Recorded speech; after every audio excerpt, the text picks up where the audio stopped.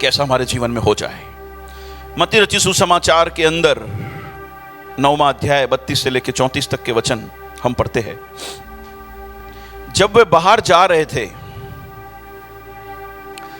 देखो लोग एक गूंगे को जिसमें दुष्ट आत्मा थी उसके पास लाए,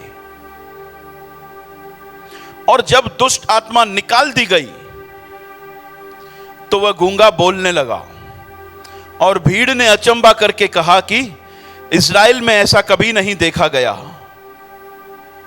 परंतु फरीसियों ने कहा, यह तो दुष्ट आत्माओं के सरदार की सहायता से दुष्ट आत्माओं को निकालता है। यहां पर हम स्पष्ट तरीके से एक बात देख सकते हैं। एक व्यक्ति है जो गूंगा है, लेकिन जब उसमें से दुष्ट आत्मा निकाल दी गई तो क्या हो गया? वो बोलने लगा। इसका मतलब क्या है कि दुष्ट आत्मा ने उसको क्या करके रखा है? बांध के रखा है, उसको गूंगा करके रखा है। बाइबल के अंदर सिर्फ यही नहीं, ऐसी और भी बहुत सारी घटनाएं जो हैं पवित्र शास्त्र में पवित्र आत्मा ने लिखवाई है, जहां पर शैतान ने बहुत सारी चीजों के अंदर कब्जा कर कर बहुत सारे लोगों के अंदर परेशानियां और तकलीफों को लेकर आया है, झगड़ा हुआ है, अलग अलग अवस्थाओं में लेकर गया है। हम देखते हैं बाइबल के अंदर ही एक स्त्री को, जिसको उसने क्या किया था? कुबड़ा बना दिया था। यीशु मसीह ने प्रार्थना कर कर क्या बोला? जब फरीसी लोग उसे कह रहे थे कि सब्त के दिन क्यों ठीक किया, उसने बोला कि ये जो अब्राहम की बेटी है, क्या सब्त के दिन शैतान के बंधनों से आजाद ना की जाती? इसका मतलब है शैतान ने उसको क्या करके रखा है? कुबड़ा करके रखा है। एक और जगह हम फिर से पढ़ते हैं कि एक व्यक्ति को उसने बहरा और गूंगा बना के रखा है। जब उसमें से दुष्ट आत्मा निकाल दी जाती है तो फिर वो बहरा और गूंगा बोलने लगता है और सुनने लगता है। और एक जगह वहां पर इस तरह से लिखा है कि एक पिता का जो बेटा है उसको दुष्ट आत्मा ने पकड़ा हुआ है और वो यीशु के पास उसे लेकर आ रहे हैं, और जब दुष्ट आत्मा उसमें से निकाल दी जाती है तो फिर वो लड़का जो है ठीक हो जाता है। जब तक नहीं था उसके अंदर कभी उसको आग में फेंकती है, कभी उसको पानी में फेंकती है, कभी उसको गुलाटियां खिलाती है।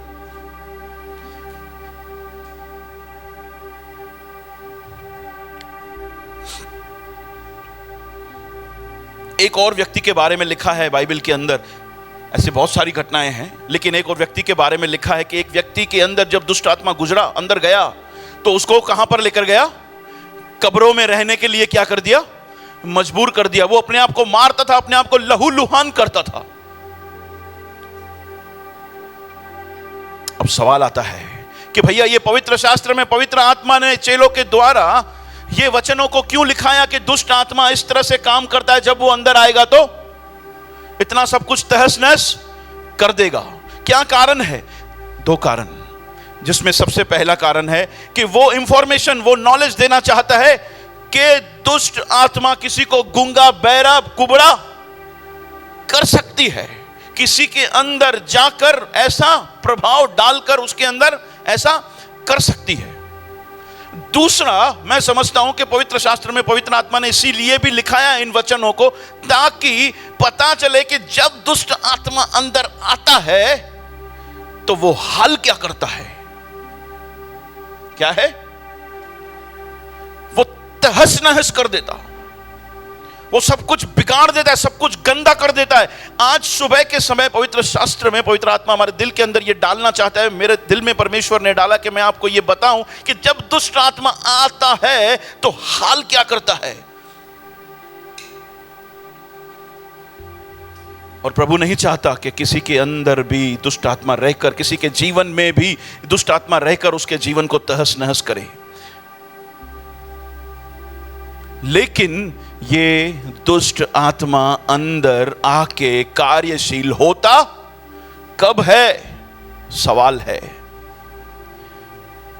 ये दुष्ट आत्मा आके जो तहस नहस करता है, पूरे जीवन को बर्बाद कर देता है, ये आकर हमारे जीवन में कार्यशील कब होता है? अपने पड़ोसी को देखकर बोलो, जब हम लोग खिड़की खोलते हैं, घर की नहीं, अपने दिल की,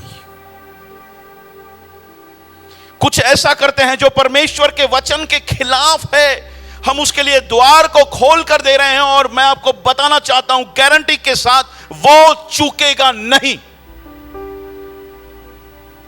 अगर जो हम समझते हैं कि वो थोड़ा हमारे पर रहम करेगा, हम थोड़ा गलत करेंगे तो हम हमारे ऊपर थोड़ा रहम करेगा, समझ लो इस बात को कि वो भूखे शेर की तरह ताड़ में रहता है कि किसको फाड़ खाए। एक भी मौका चूकने वाला नहीं है। अपने पड़ोसी को देख के बोलो, एक भी मौका चूकने वाला नहीं है।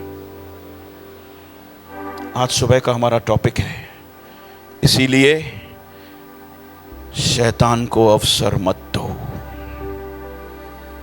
शैतान को मौका मत दो, उसके लिए अपने दिल की खिड़कियां मत खोलो, वरना आके वो हाल करेगा हम लोग सोच भी नहीं सकते हैं। तो भैया सवाल आता है कि एक व्यक्ति या एक इंसान ऐसा क्या करता है, जहां कैसे पता चलता है कि भैया उसने अपने दिल की खिड़कियों को खोला है, उसने शैतान को अवसर दिया है अपने जीवन में कार्य करने के लिए। हम वो देखें उससे पहले एक बात और मुझे क्लियर करनी है। मैंने आपको बोला कि जब इंसान परमेश्वर के वचन के खिलाफ होता है तो शैतान जो है वो कार्यशील होता है किसी के जीवन के अंदर। अब इस बात को हमें समझना है कि हर बार ये जरूरी नहीं भी है कि जब शैतान किसी के जीवन के अंदर आके खलबली मचाए तो उसने कुछ गलत किया है, उसने कुछ गलत किया, उसने कुछ पाप किया है। जरूरी नहीं है। यह बात को क्लियर कर भी मैं आपको देना चाहता हूं।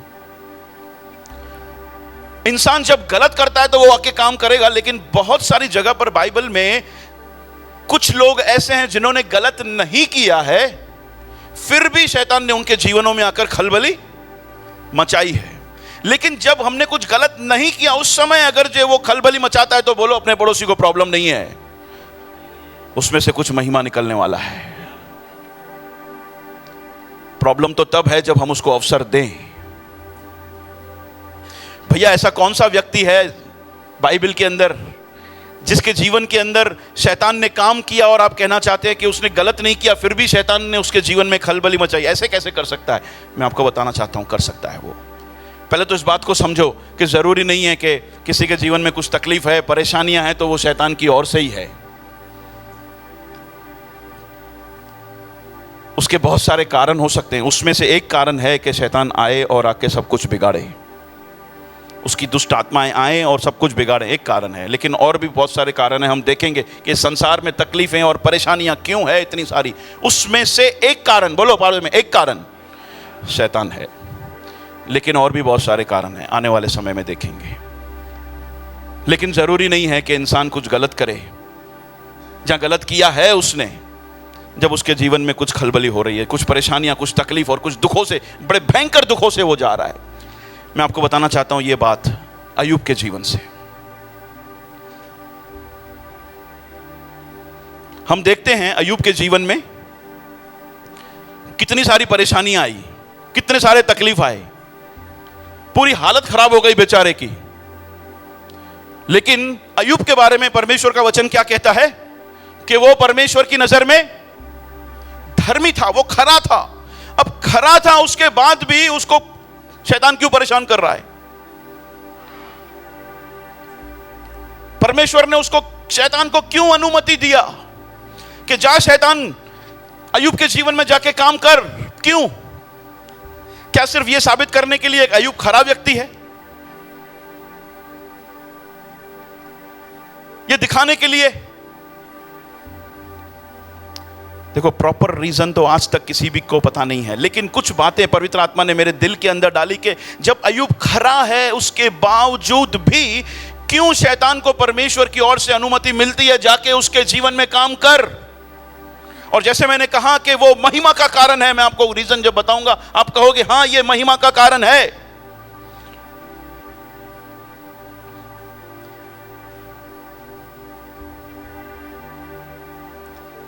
शैतान को अनुमति दिया गया, जो पवित्र आत्मा ने मेरे दिल में बात डाला मैं आपके सामने रखना चाहता हूं। शैतान को अनुमति दिया गया जाके अय्यूब के जीवन में काम कर, उसके जीवन को तहस नहस कर, वहां से हमें कुछ बातों को पता चलता है। पहली बात, परेशानियों की वजह जरूरी नहीं है पाप है। क्या है?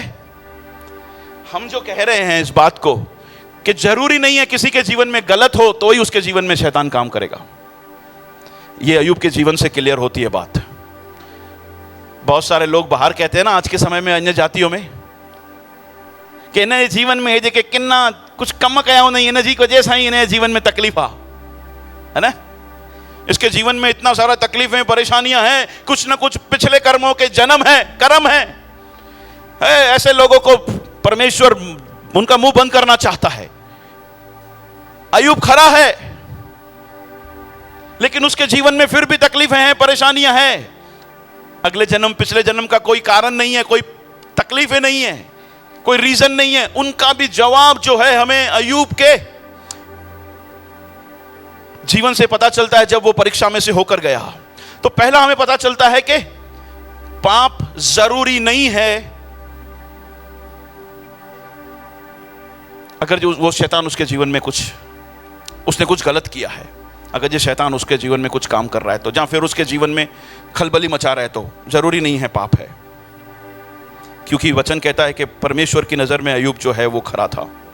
दूसरा, हमें वहां से यह भी पता चलता है कि जब अय्यूब परीक्षा से होकर गया, शैतान ने उसको बहुत परेशान किया। वहां से पता चलता है कि शैतान कितना भी पावरफुल हो लेकिन है परमेश्वर के नीचे। सोच के देखो, शैतान कितना भी पावरफुल हो लेकिन है परमेश्वर के नीचे। अपने पड़ोसी को देखकर बोलो, उसको उसका अनुमति लेना पड़ता है।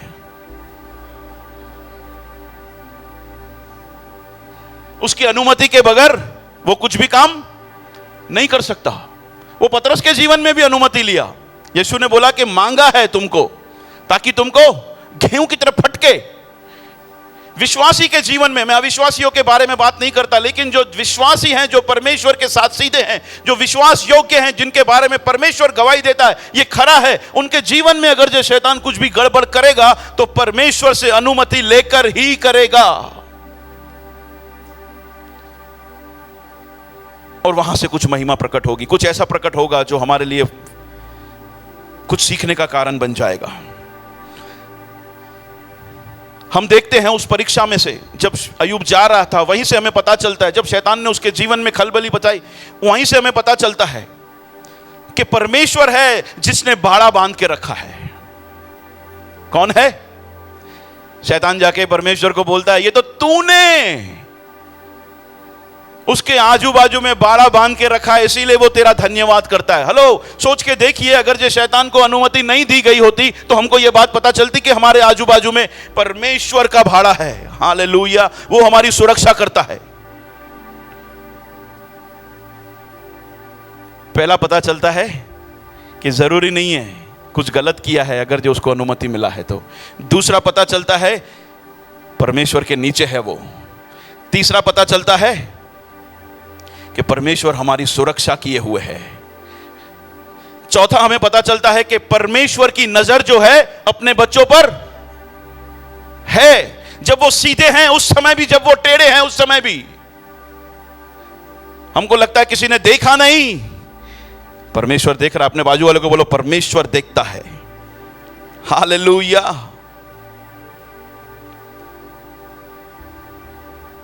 परमेश्वर देखता है। हमें वहीं से पता चलती है जब शैतान परमेश्वर से बात करता है, कहता है कि परमेश्वर ने बोला, ओ देखा, अय्यूब के समान कोई धर्मी जन पृथ्वी पर, खरा व्यक्ति। कहां से पता चला? जब शैतान को अनुमति दी गई। सारी संवाद से, यहां से पता, सारी बातों से जो हो रहा है वहां से हमें पता चलता है कि परमेश्वर जो है वो खरे लोगों के ऊपर अपनी नजर को लगाए हुए है। हालेलुया।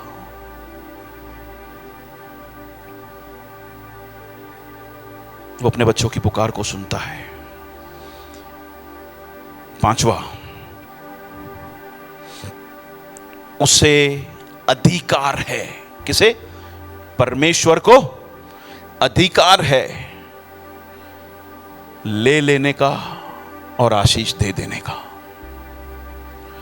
मेरे प्यारो, बर्तन कभी भी कुंभार से सवाल नहीं कर सकता कि तू मेरे साथ कर क्या रहा है।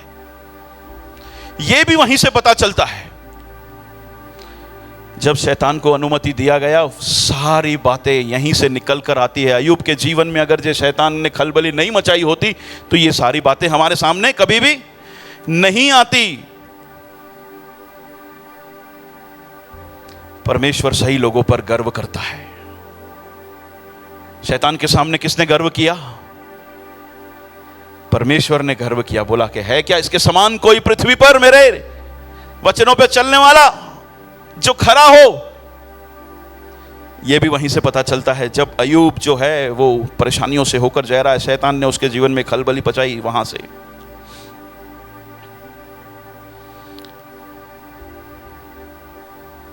जब शैतान ने उसके जीवन में खलबली मचाई, जब परेशानियां लेकर आया, वहीं से हमको एक और बात सीखने को मिलती है कि हे अय्यूब,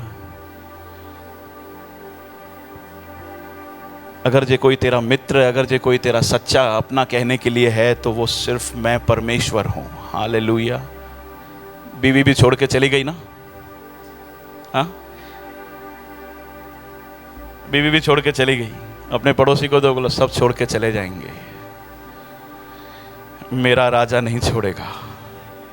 हालेलुया। इतनी सारी प्रकटीकरण, इतने सारे बातें परमेश्वर खोल के हमारे सामने एक घटना से लेकर आ रहा है।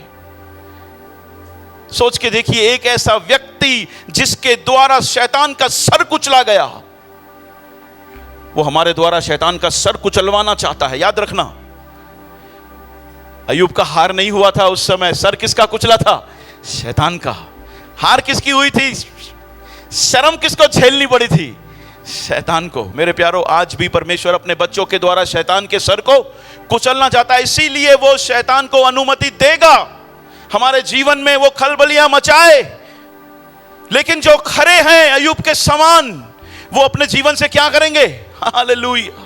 कहेंगे प्रभु सब कुछ तूने दिया, तेरा है, तुझे धन्यवाद हो, तेरा नाम महिमा पाए। हालेलुया। मैं सोच रहा था कि अगर जो अय्यूब से उस समय, शायद अय्यूब को नहीं लग रहा हो यार प्रभु मेरे साथ क्या हो रहा है, शायद उसके दिल में एक ऐसी वेदना उठी हो। लेकिन अगर जो आज हम अय्यूब से पूछें कि हे अय्यूब, तेरे साथ जो शैतान ने किया परमेश्वर की अनुमति देने के बाद, क्या तेरे साथ वो फिर से ऐसा करे तो तू चाहेगा? क्या बोलेगा अय्यूब? क्या बोलेगा? अरे इतना सारा प्रकटीकरण तो अय्यूब देख रहा है, आज सुन रहा होगा स्वर्ग से इस प्रचार को। अरे इतना सारा प्रकटीकरण परमेश्वर मेरे सताव में से जाने के कारण मेरे बच्चों को, तेरे भाइयों को मिल रहा। हाँ, आज मसीह लोगों को मिल रहा है कि वो भाड़ा बांध के रखता है, वो सुरक्षा करता है, वो नजर लगाए हुए है, वो इनाम देने वाला परमेश्वर है। हालेलुया। सब छोड़ के चले जाएंगे, वो नहीं छोड़ेगा। आज अय्यूब से अगर जो पूछो, ये सारे प्रकटीकरण तू जब गया ना परेशानियों में से, उसके बाद आया है, वो क्या बोलेगा? उसको दोबारा अगर यहां पर मौका मिले, शैतान तेरे जीवन में काम करे, तो क्या बोलेगा? ए परमेश्वर एक बार हो गया, बार बार नहीं है, ये मस्ती नहीं चले ऐसा।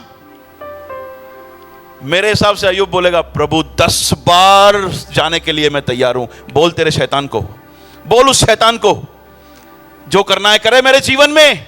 हालेलुया। आई एम रेडी, मैं तैयार हूं तेरी महिमा करने के लिए। आमीन। मेरे प्यारो, बहुत बार शैतान को परमेश्वर अनुमति देता है ताकि बहुत सारी चीजें हमारे सामने प्रकटीकरण हो। जरूरी नहीं है गलत करने के कारण, रिवील कुछ प्रकट करना चाहता है।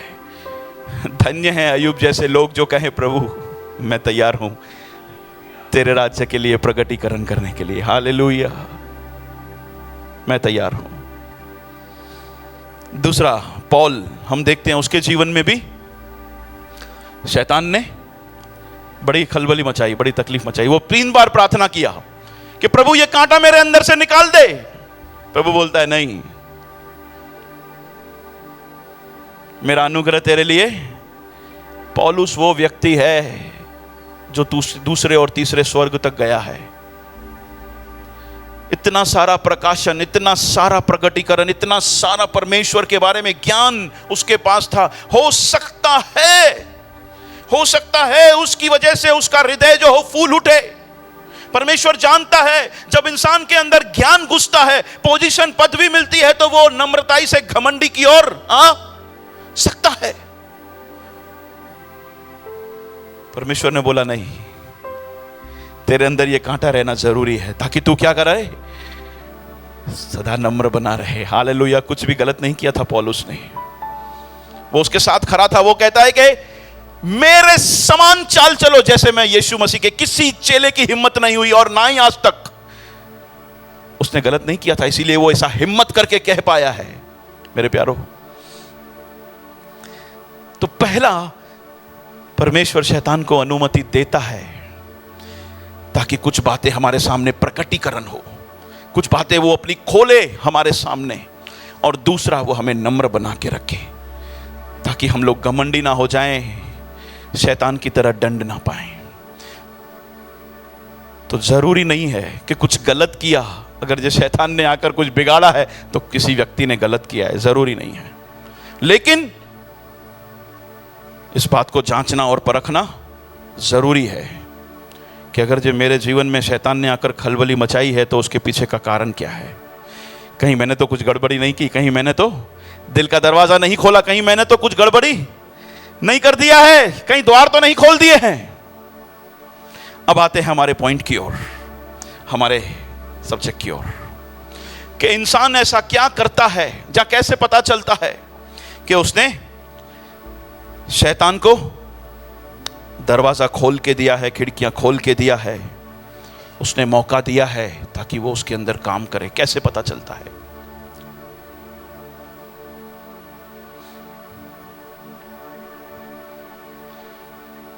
कब इंसान उसको मौका, अवसर खोल के देता है? मत्ती रची सुसमाचार 13 अध्याय उसका 19 वचन।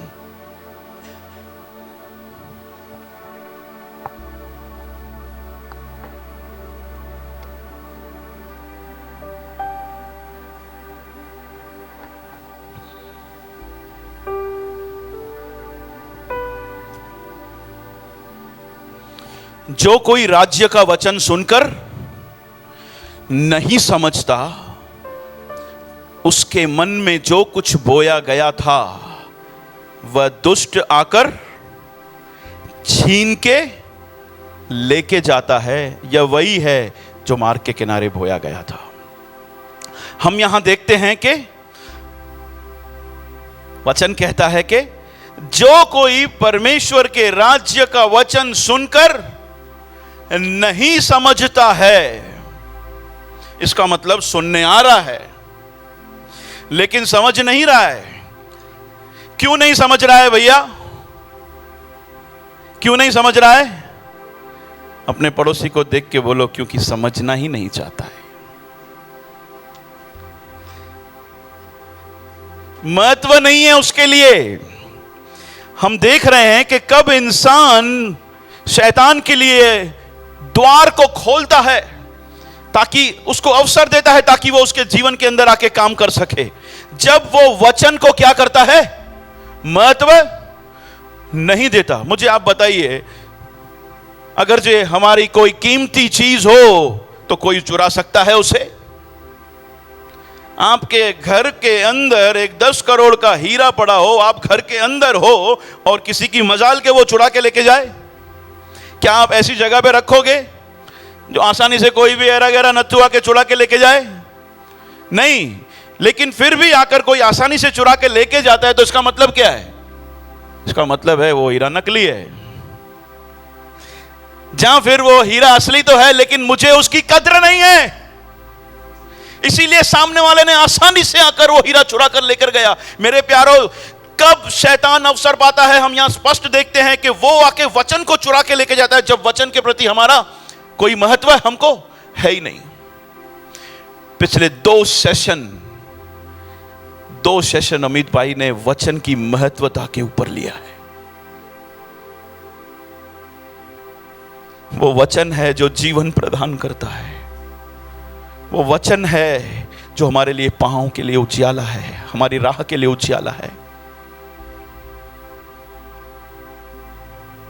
कितने लोग ईमान, आज सुबह को हमने क्या सीखा? प्रभु भोज में जाने से पहले कि प्रभु हमसे क्या चाहता है? ईमानदारी, है ना, ईमानदारी। कितने लोग ईमानदारी से आधा घंटा, पौना घंटा, 1 घंटा, जितना भी परमेश्वर के वचन के साथ समय बिताते हैं? भैया हेडो बिजी शेड्यूल थियो हाणे, कंहिंखे टाइम आहे एतिरो कि असां खोले करे वचन पढ़ूं? क्यों नहीं फिर परमेश्वर, शैतान हमारे जीवन में काम करेगा, शैतान काम करेगा। हमारे पास टाइम नहीं है, सब चीजों के लिए टाइम है, लेकिन वचन को पढ़ने के लिए टाइम नहीं है, उसके ऊपर बैठकर मनन करने के लिए टाइम नहीं है। और हम चाहते हैं कि हमारे जीवन में सब अच्छा हो। कैसे?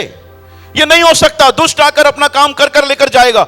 मैंने आपको पहले ही बोला कि आप रहमत की उम्मीद मत करना उससे। हम रहमत की उम्मीद नहीं कर सकते उससे, वो आकर छीन के लेके जाएगा। उसको पता है इसकी अहमियत क्या है, उसको पता है अगर जो ये बात वचन उसके जीवन में काम करने लगा ना, ये मेरे हाथ से चला जाएगा और परमेश्वर के राज्य के लिए महिमा का कारण बन जाएगा। मेरे प्यारो, आज के समय में मैं बाहर के लोगों की बात नहीं करता, मसीह पंथों के अंदर ऐसी शिक्षाएं हैं जो बाइबल के आधारित नहीं हैं। कुछ ऐसे पंथ उठ खड़े हुए हैं, अगर जो वचन का ज्ञान हमें नहीं होगा तो वो भरमा कर लेकर जाएंगे आसानी से। जवा विटनेस, माता यरूशलेम, चर्च ऑफ अलमाइटी गॉड, उनकी शिक्षाओं को सुनो। अरे भैया थोड़ा मस्त प्रचार करने, वचन का ज्ञान है ही नहीं, इसीलिए तो उनकी शिक्षाएं हमको प्यारी लगने लगी। अभी पिछली बार अमित भाई ने यहां पर खड़े होकर बोला था कि कुछ भी पढ़ने से पहले थोड़ा अगुओं से पूछ लिया करो। हम नहीं चाहते कि आप हमको पूछ के ही सारे काम करो, नहीं, लेकिन हम जानते हैं कि आज संसार में इतनी सारी शिक्षाएं ओपन हो चुकी है, इतनी गलत शिक्षाएं जो वचन के आधार पर नहीं है। जब मानिक भाई का वाइफ हमारे बीच में जिंदा थी, उसके घर पे इन पंथों में से एक जना गया था और उसको जाकर इस तरह से बातें बोली ना, वो आकर मेरे को सवाल पूछे, भैया हम सही जगह पे तो हैं, हमारा उद्धार तो हुआ है। मैं सोच रहा था अगर ये नहीं आकर पूछती तो। गए। याद रखना, 2 पटरी साथ में चल रही है। एक पटरी जो परमेश्वर के राज्य में ले जाएगी, एक पटरी जो शैतान के राज्य में। कभी भी यूं पटरी पटरी और बात खई फर्क, थोड़ा सा यूं होने की जरूरत है। अपनी गवाही देता हूं, पिछले दिनों में शायद नीतू बहन के घर पे भी कुछ लोग आए थे। अरे इस तरह से वो बात करेंगे, इस तरह से बात करेंगे, आपको बोलेगा कि आप जहां जा रहे हो ना वो झूठा है। बहुत सारे लोग तो शायद हमारे चर्च में से इसीलिए भी चले गए, उनको लगा कि ये झूठी शिक्षा दे रहे हैं। और काम का आज है कहां पर वो खबर है? उन्हीं के अंदर। क्यों हुआ ये? क्योंकि वचन का ज्ञान नहीं है, क्योंकि वचन को इंपॉर्टेंस नहीं दिया, कभी पढ़ा नहीं, कभी सवाल नहीं किए। मेरे प्यारो, फिर शैतान क्यों कर काम ना करेगा? मैं अपनी बात करता हूं। मैं अभी 1.5 साल 2 साल हुए थे आए हुए प्रभु में। मैं अजमेर में गया था शादी पे। वहां पर मैं एक पासवान से मिला। पासवान ने मुझसे बात की और बोला, ऐसे ऐसे वचन निकाल के खोल के दिखाए, पुराने नियम नए नियम, पुराने नियम नए नियम। मैं बोला यार क्या जोरदार वचन का ज्ञान है इसके पास। और बातें करते करते करते करते करते करते उसने बोला कि तुमने बपतिस्मा किसके नाम से लिया है? बोला यीशु मसीह के नाम से। बोला किसने बोला? नहीं, पिता पुत्र और पवित्र आत्मा के नाम से। बोला किसने बोला? यीशु के नाम से लेना है। तुम्हारा बपतिस्मा ही नहीं हुआ, तुम्हारा उद्धार ही नहीं हुआ है।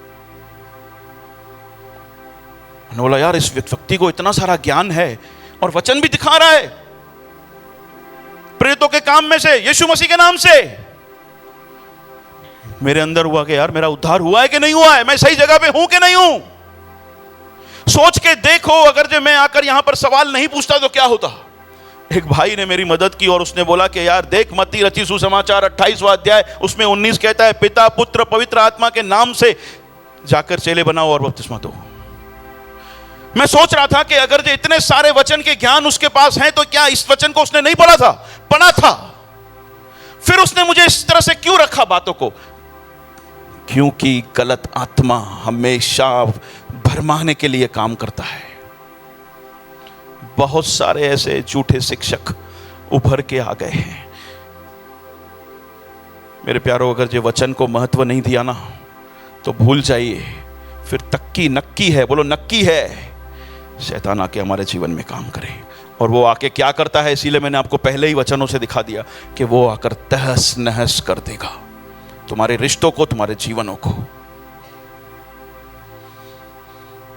पहला थेस्सलोनियों 2 अध्याय उसका 10 और 12 जब हम पढ़ते हैं, वचन यूं कहता है कि जब इंसान परमेश्वर के प्रेम के प्रति जब ईमानदार नहीं है, उसके प्रति सच्चाई से वो नहीं देख रहा, प्रेम से प्यार नहीं करता है, तो परमेश्वर खुद दुष्ट आत्माओं को अनुमति देता है, जाको जाके इसके जीवन के काम करो। अभी खबर है, पहला थेस्सलोनियों 2 अध्याय उसका 10 और 12 जाके पढ़ना। परमेश्वर खुद अनुमति देता है, बोला जाओ उसके जीवन में जाके काम कर, क्योंकि इसको सच्चाइयों की पड़ी नहीं है, इसको वचन की पड़ी नहीं है, इसको वचन का महत्व पता नहीं है, ये लायक है भटक जाने के लिए। मेरे प्यारों, सोच के देखिए, संसार खिलाफ, शरीर खिलाफ, शैतान खिलाफ, सब खिलाफ, परमेश्वर भी खिलाफ हो जाए तो बचा क्या? कुछ बचा क्या? कुछ भी नहीं बचा। ये होता कब है? ये होता कब है? तभी जब हम लोग वचन को महत्व नहीं देते, उसके साथ टाइम नहीं बिताते, बैठते नहीं हैं। एक बात और ध्यान रखना, शैतान को अनुमति देगा काम करने के लिए, इसका मतलब क्या है पता है? सामने चीजें दिखेगी, सामने गलत है, क्या है? सामने दिखेगा गलत है, मेरे जीवन में ये गलत है, ये गलत है, ये गलत है, फिर भी सूझ नहीं पड़ेगा। इसका मतलब ये है मैं कर क्या रहा हूं दिखाई नहीं देगा। क्यों? क्योंकि परमेश्वर ने अपनी चादर को हटा दिया, अपनी रहमत को हटा दिया है, क्योंकि हमने उसके वचन को महत्व नहीं दिया है। मेरे प्यारों, याद रखना इस बात को। हम सुबह को यहाँ पर आते हैं, वचन के सामने बैठते हैं, कान और हृदय दोनों खुले रखिए। आने वाला समय बहुत ही तकलीफों से भरा हुआ है। वचन का ज्ञान नहीं होगा तो तकलीफ से भर जाएंगे। उम्मीद मत कीजिए कि फिर परमेश्वर हमें सारी चीज़ों को साफ साफ दिखाए, नहीं दिखाएगा। पहला, कब इंसान शैतान को अवसर या मौका खोल के देता है, मेरे जीवन में काम कर, जब वो वचन को अहमियत नहीं देता, उसको बैठकर उसके ऊपर मेडिटेट करने के लिए समय नहीं है। वो ओपन खिड़की खोला है और 100% उसके जीवन में काम होगा शैतान की ओर से। दूसरा, मत्ती रचित सुसमाचार 13 अध्याय 24 से 27 वचन।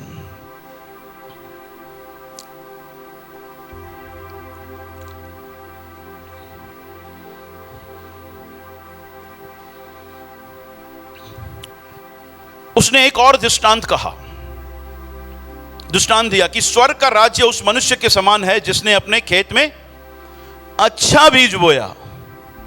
ओके, पर जब लोग सो रहे थे तो उसके बैरी आकर गेहूं के बीच में जंगली बीज बोकर क्या किया?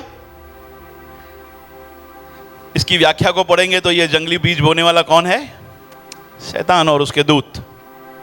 थोड़ा इससे 13 अध्याय में जब थोड़ा आगे देखोगे तो आपको पता चल जाएगा।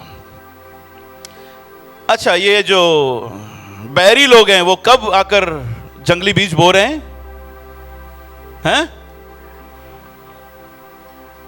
हाँ, कब शैतान को अवसर मिलता है अपना काम करने के लिए हमारे जीवन में? बोलो, जब हम सो जाते हैं। बहुत सारे लोग चर्च में लिटरली आके सोते हैं। क्रिश भाई ने भी पिछली बार बोला था, चर्च एक ऐसी जगह है जहां पर मेरे को बढ़िया नींद मिलती है। अभी थोड़े दिनों में गर्मी भी आएगी, एसी भी चालू करेंगे भैया हम आपके लिए, मस्त सोना, और चाहिए तो रजाई भी ला देंगे आपके लिए। एक छोटा सा कॉट भी ला दो पीछे, आराम से। फिर बस इतना करना भाई बहन, यार ये खोंगरे मत देना, सिंधु जी खोंगरा न रह जाए यार, ऐसा मत करना। दूसरे को बोलो, दूसरे को डिस्टर्ब नहीं करने का, आराम से सोने का।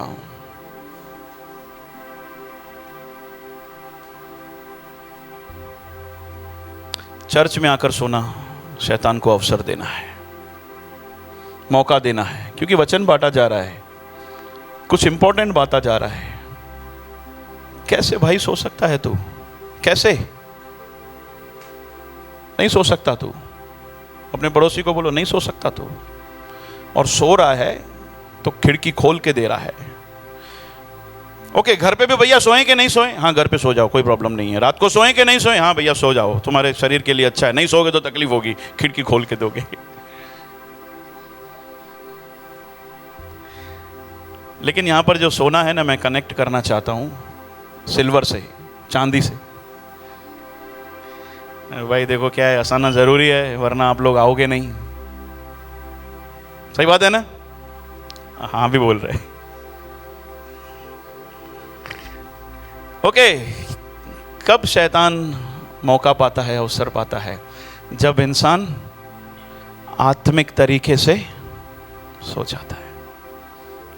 जब वो आत्मिक तरीके से सो जाता है तब उसको अवसर मिलता है, मौका मिलता है हमारे जीवन में काम करने का। देखो ये सो गए थे और दुष्ट आके जंगली बीज बोके जोला गया। अब यहां पर ये पिक्चर है, जब हम आत्मिक तरीके से सो जाते हैं तो आके वो बीज बोके चला जाएगा। भैया कैसे पता चलता है कि कोई आदमी सो गया है आत्मिक तरीके से? सवाल आता ना, ये भैया कैसे पता चलता है कि ये व्यक्ति आत्मिक तरीके से सो गया है? जब हम आत्मिक तरीके से सो गए हैं।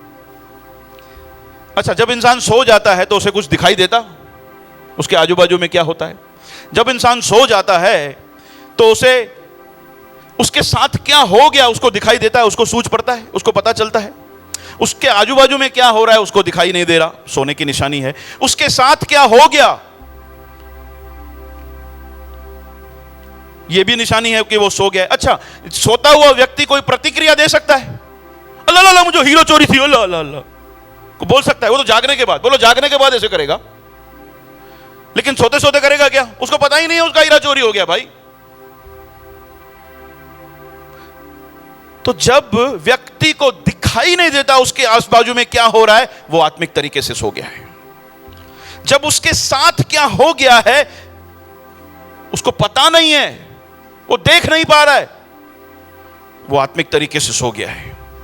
उसकी कोई प्रतिक्रिया नहीं है, जो कुछ हो गया है वो आत्मिक तरीके से सो गया है। हम कैसे कह सकते हैं मेरे प्यारो, किसी जीवन के अंदर, किसी व्यक्ति के अंदर झूठ के ऊपर झूठ बोलने वाला,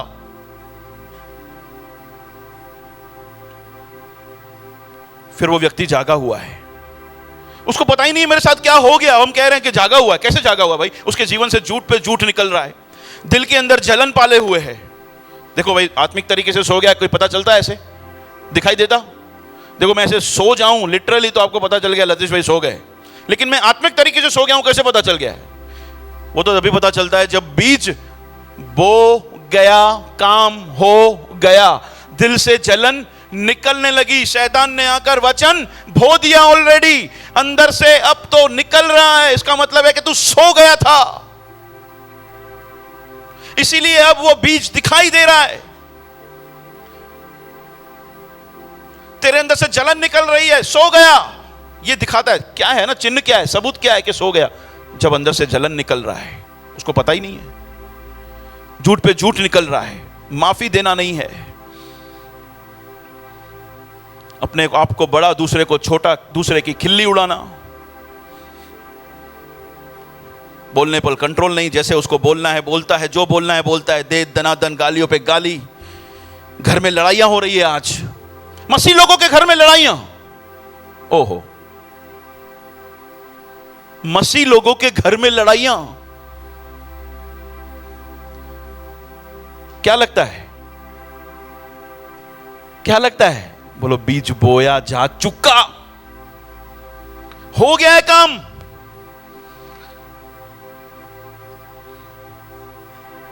अब विवाह जो है सिर्फ शारीरिक संबंध बन जाए तो वो व्यक्ति सो गया है, उसको दिखाई नहीं दे रहा मैं मेरे अंदर क्या हो गया। चीटिंग करना, चोरी से बिजनेस करना, गंदी नजर रखना, शराब पीना, गुटखा खाना, गालियां देना, चर्च मजबूरी बन जाए जब अल्लाह चर्च न वेंदा सी तो माण्हू छा सोचींदा, अल्लाह प्रभु किथे नरक में न विझी छॾे। डर के कारण या फिर मजबूरी के कारण चर्च, प्रार्थना मजबूरी बन जाए। अरे रे चयो, हेॾो दफ़ा चवनि था प्रार्थना कर, प्रार्थना कर, प्रार्थना करनी पवंदी भाई, करनी पवंदी। अंदर के साथ कोई बर्डन के साथ प्रेयर नहीं, या फिर प्रेयर ही नहीं। परमेश्वर के प्रेम के प्रति शंका, अगुओं को धोखा देना, उनसे चीटिंग करना, उनको बेवकूफ समझना, उनको बेवकूफ बनाना, ये सारे लक्षण हैं कि काम हो चुका है। अब पता चलने पर कोई प्रतिक्रिया नहीं है ना, कोई सुधार के लिए भी आगे कुछ प्रतिक्रिया नहीं है, ये तो पूरा 100% गारंटी है। दो तरीकों से पता चलता है इंसान सो गया। एक, उसके जीवन में क्या क्या निकल रहा है। कैसे पता चलता है सो गया? उसके जीवन में से क्या क्या निकल रहा है। बैर, जलन, गंदगी, सो गया। अब उसके बाद उसकी प्रतिक्रिया भी नहीं है सुधार के लिए, यह भी सोने की निशानी है, क्योंकि सोया हुआ व्यक्ति कभी प्रतिक्रिया नहीं करता। मेरे प्यारो, बार बार खिड़कियों को खोल कर देंगे तो शैतान आकर तहस नहस कर देगा। अपनी आंखों को खुला रखिए, परमेश्वर के साथ जुड़े रहिए मेरे प्यारो। तीसरा, कब हम शैतान को मौका, अवसर खोल के देते हैं। पहला क्या है? जब वचन को महत्व नहीं देते। दूसरा, जब आत्मिक तरीके से सो जाते हैं। आत्मिक तरीके से सो गए कैसे पता चलता है? दो तरीके से, एक अंदर से क्या बह रहा है, और दूसरा कोई उसके सुधार के प्रति कोई प्रतिक्रिया भी नहीं। ये सोने की निशानी है, ये सोने की निशानी है। वो काम करेगा, वो काम, अपने पड़ोसी को बोलो वो काम करेगा। रहमत की उम्मीद मत करना उससे,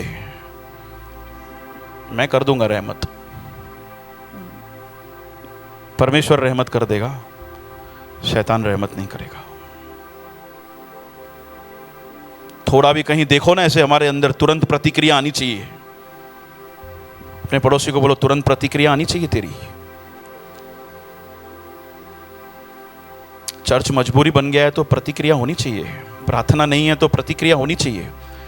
अगुओं को बेवकूफ बना के रखना, ऐसा हो गया है तो प्रतिक्रिया होनी चाहिए। झूठ पे झूठ निकलता है तेरे अंदर से तो प्रतिक्रिया होनी चाहिए भाई।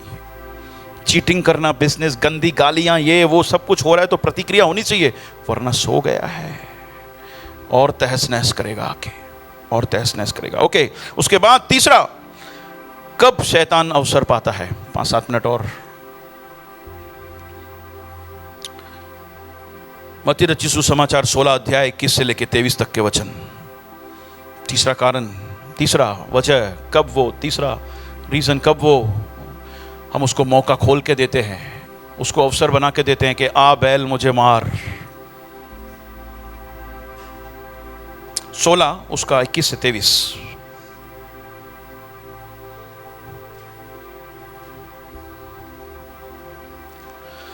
उस समय से यीशु अपने चेलों को बताने लगा कि मुझे अवश्य है कि यरूशलेम को जाऊं और पुरनियों और महायाजकों और शास्त्रियों के हाथ से बहुत दुख उठाऊं और मार डाला जाऊं और तीसरे दिन जी उठूं। 22। इस पर पतरस उससे अलग ले जाकर डांटने लगा कि हे प्रभु, परमेश्वर ना करे तुझ पर ऐसा हो, तेरे साथ ऐसा कभी भी हो। यीशु मसीह उनसे बात कर रहा है कि जरूरी है कि पुरनिये मुझे मारें, पकड़ें और क्रूस पे चढ़ाएं। पतरस क्या कहता है? नहीं प्रभु, परमेश्वर ना करे तेरे साथ कभी भी ऐसा हो। उसने फिरकर, यीशु मसीह ने फिरकर पतरस से कहा, शैतान मेरे सामने से दूर हो जा, तू मेरे लिए ठोकर का कारण है, क्योंकि तू परमेश्वर की बातों पे नहीं मनुष्य की बातों पे मन लगाता है। शैतान कब अवसर पाता है? अपने पड़ोसी को देख के बोलो, जब इंसान को क्रूस के रास्ता पसंद नहीं है, जब क्रूस का रास्ता से अब वो जाने के लिए तैयार नहीं है। यहां पर पतरस कहता है कि प्रभु ना करे तू क्रूस पे जाए, परमेश्वर ना करे तू क्रूस पे जाए। शैतान को पता है क्रूस के द्वारा क्या होता है। अगर जो हमने क्रूस उठाने के लिए तैयार हो गए ना, तो शैतान को पता है कि इनके जीवन में मैं कुछ भी काम नहीं कर सकूंगा। मेरे प्यारों, कब वो मौका अवसर हम उसको खोल के देते? जब क्रूस हमारे लिए मूर्खता है, जहां फिर क्रूस उठाने के लिए हम लोग अपने हृदय को तैयार नहीं करते। जो भी व्यक्ति क्रूस उठाने के लिए तैयार नहीं है, वो शैतान को अवसर देगा। भैया, क्रूस उठाना क्या है? ओके, क्रूस उठाना क्या है? क्रूस उठाना है, क्रूस उठाने का मतलब है कि तैयार रहना यीशु के लिए दुख और तकलीफें भी सहन करने के लिए। क्रूस उठाने का मतलब क्या है? यीशु मसीह के लिए दुख और तकलीफें और परेशानियां भी उठाने के लिए। वचन खुद कहता है, भाई तुम परेशानियों तकलीफों से मेरे नाम के कारण जाओगे। नहीं नहीं नहीं, प्रभु ना करे, कमी तो तू कदे भी क्रूस कणी जामी तो ना ना प्रभु क्रूस जो रस्तो मांग ना ना, कभी तकलीफ नहीं, एक भी तकलीफ नहीं प्रभु, क्रूस नहीं, क्रूस नहीं। हेलो, शैतान को मौका दोगे क्रूस नहीं, क्रूस नहीं बोलोगे तो। जो दुख तकलीफें परेशानियां उठाने के लिए अपने हृदय को तैयार करता है, वो क्रूस उठाने के लिए तैयार है, वो क्रूस के मार्ग पे जाने के लिए तैयार है। रोज अपने आप से ये कहना, क्रूस उठाने का मतलब ये है, रोज अपने आप से ये कहना कि तेरे साथ आज बुरा होगा, लोग तेरे साथ अच्छा चलो थोड़ा आज प्रैक्टिस करते हैं। अपने शादी पे हाथ रखो, अपने सीने पे हाथ रखो, बोलो तेरे साथ आज लोग बुरा करेंगे। क्रूस उठाने का मतलब बता रहा हूं, तैयार कर रहा हूं। लोग तेरे साथ आज बुरा करेंगे, यीशु मसीह के कारण तेरा मजाक उड़ाएंगे, यीशु मसीह के कारण तेरा फायदा उठाएंगे, लेकिन तुझे माफ करना है, लेकिन तुझे प्यार दिखाना है, लेकिन तुझे उनकी भलाई करनी है, तुझे उन्हें श्राप नहीं देना है, तुझे कोसना नहीं है, तुझे सहन करना है, तुझे प्यार दिखाना है। यह है अपने हृदय को तैयार करना क्रूस के मार्ग के लिए। रोज अपने आप को सुबह को कहा करो, कोई अच्छा नहीं होने वाला तेरे साथ। उम्मीद मत कर, यीशु मसीह के साथ उन्होंने क्या क्या किया पता नहीं है कि अपने आप को रोज सुबह को बात करने का, अल्लाह मूसा नहीं है कि शौक क्यों हो जाते हो, उसने मेरे साथ ऐसा किया। झटका क्यों लगता है जब तुम्हारे साथ बुरा होता है? तो बुरा नहीं ना भाई, होना है। यीशु मसीह ने खुद बोला होना है, तैयार रहे। तैयार नहीं रहेगा तो शैतान अवसर पाएगा, फिर तू भी जवाब देगा, अरे अच्छे आइया।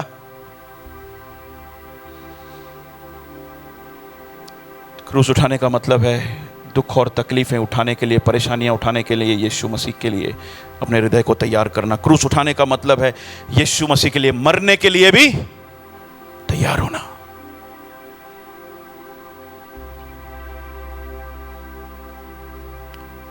खुद का इंकार करना। हम लोग पिछले समय में एक मिशनरी की स्टोरी सुन रहे थे, एक महिला स्टोरी। एक महिला थी मिशनरी, उसका नाम था ब्लेंडिना।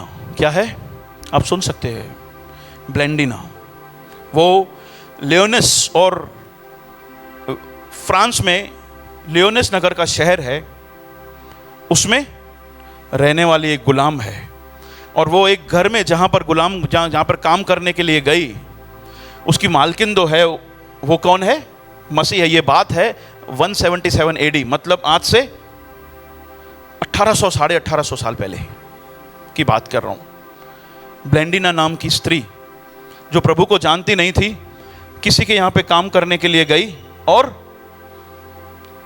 उसकी मालकिन जो है वो प्रभु की दासी है, मसीह है। उसने उसको विश्वास साझा किया, यीशु मसीह के बारे में बताया, और ये इतना विश्वास में दृढ़ हो गई, इतना गहराई से जड़ पकड़ लिया, उस समय जो रोम शासक है, रोम का शासन चलता उस समय, लोगों के ऊपर सताव होता है।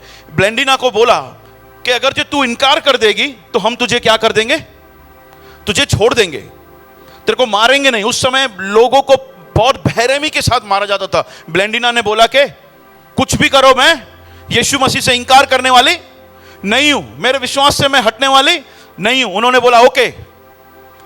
जो उस समय के शासक थे, रोम के शासक जो थे, उन्होंने कहा कि इसको काम करो, एक लकड़ी से बांध दो। क्या बोला? एक लकड़ी से बांध दो, और उसके आजू बाजू में भूखे शेरों को छोड़ दिया गया। शासक को लगा कि ये भूखे शेर क्या करेंगे, उसको फाड़ खाएंगे। लेकिन पता है क्या हुआ? अद्भुत। भूखे शेर वहां पर आते हैं, उसके बाजू में आकर उसको सूंघते हैं, लेकिन उसको मारते नहीं है। शासक को लगा रहे ये क्या हो गया है, आज तक कभी जानवरों ने ऐसा कुछ किया नहीं है। लेकिन उस समय जो लोग थे वो समझ गए कि ब्लेंडिना से और परमेश्वर महिमा चाहता है, कुछ और चाहता है। लेकिन वो शासक जो है बाज नहीं आए। उन्होंने बोला हम इसको और थोड़ा ताड़ना, और ज्यादा ताड़ना देंगे। उन्होंने क्या बोला? उन्होंने कहा कि हम इसको काम करते हैं, एक गरम प्लेट होती है ना लोहे की, उसको पूरा गरम करते हैं और उसके ऊपर बिठा देंगे, लेटा देंगे। बोला इस तवे के ऊपर तुझे बिठा देंगे ब्लेंडिना, तू चाहे तो अभी भी इंकार कर सकती है। उसने बोला मार दो तो मार दो, लेकिन मैं यीशु मसीह का इंकार नहीं करूंगी। उसको तवे पे बिठा दिया गया। वर फिर से अद्भुत, जब उसको वहां से उठाया गया, हल्की सी जलने की गंध भी नहीं है उसके अंदर। हाउ, कुछ भी नहीं। वो लोग परेशान हो गए। बोला क्या करें, अगर जिसको इस तरह से छोड़ दिया तो लोग और भी विश्वास लाएंगे। नहीं नहीं, इसको छोड़ नहीं सकते, इसको इंकार कराना ही पड़ेगा। उसको और ताड़ना देने के लिए उन्होंने सोचा क्या करें। उनको एक जाल में बांध दिया ब्लेंडिना को, और जो सांड होते हैं, जंगली सांड, वो जाल जो है वो जंगली सांडों के बीच में फेंक दिया गया। उस जाल में से वो चिल्ला रही है लोगों के सामने, मेरी ताड़ना, मेरी परेशानियों की वजह से तुम लोग परमेश्वर का इंकार मत करना। ये कहते कहते वो मर गई। ये कहते कहते वो मर गई। मेरे प्यारो, मेरी ताड़ना, मेरी परेशानियां, मेरे दुख, मेरी तकलीफें देखकर तुम परमेश्वर का इंकार मत करना। मैं सोच रहा था कितना अंदर से अपने आप को तैयार किया उसने परमेश्वर के लिए। वो दूसरों के लिए आशीष का कारण बन गई। आपको पता है जब मसीह लोगों को वो सता रहे थे, ये 100-150 साल और आगे की बात हम करते हैं, जब वो मसीह लोगों को सता रहे थे तो उस समय का जो शासक है, जिसका नाम है डायोक्लिशियन, ये 2085 की बात है। डायोक्लिशियन, उसने क्या देखा खबर है? उसने देखा कि यार मैं इन मसीहों को मार रहा हूं और मसीह खड़े हो रहे हैं। जो इनको देखते हैं मरते हुए वो भी मसीह बनते जा रहे हैं। उसने बोला अभी मसीहों को सताना, मारना बंद करना पड़ेगा। क्यों? क्योंकि इनके लहू के अंदर कुछ है। क्या बोला? इनके लहू के अंदर कुछ है। मेरे प्यारो, हमारे लहू के अंदर कुछ है। वो जैसे बाया जाता है, जैसे प्रेस होता है, वो और उभरता है। मेरे प्यारो, अपने पड़ोसी को देखकर बोलो तैयार रहे, तैयार रहे। तू मरने के लिए तैयार रहेगा तो और लोगों को जन्म देगा। हालेलुया। उसने देखा कि यहां एक मरता है, 1000 खड़े होते हैं। क्रूस उठाने का मतलब यह है कि अपने आप को तैयार करना, कहना कि प्रभु तेरे लिए मैं मरने के लिए भी तैयार हूं। आइए कोई टीम, क्रूस उठाने का मतलब है यह कहना कि प्रभु मेरी इच्छाएं साइड, मेरे प्लान साइड, तेरी महिमा सबसे ऊपर। हालेलुया। क्रूस उठाने का मतलब है कि प्रभु मेरी मैं एक चलने नहीं दूंगा। याद रखना मेरे प्यारो, परमेश्वर आपसे हमेशा वो मांगेगा जो आपके लिए सबसे कीमती है। ओके, जो लोग नोट्स बना रहे थे, जिनको मैंने बोला पहला थेसलोनी है, पहला थेसलोनी नहीं दूसरा थेसलोनी में जाके उस वचन को पढ़ोगे तो देखोगे। मेरे प्यारो याद रखना, परमेश्वर वो चीज मांगेगा जो आपके लिए बेस्ट है।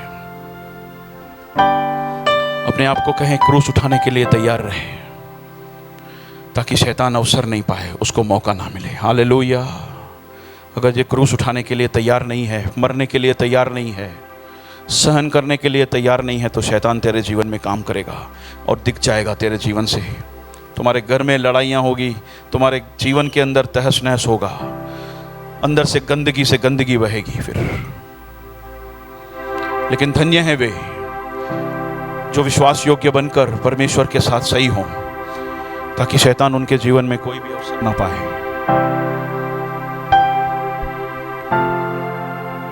उनके जीवन में कोई भी अवसर ना पाए।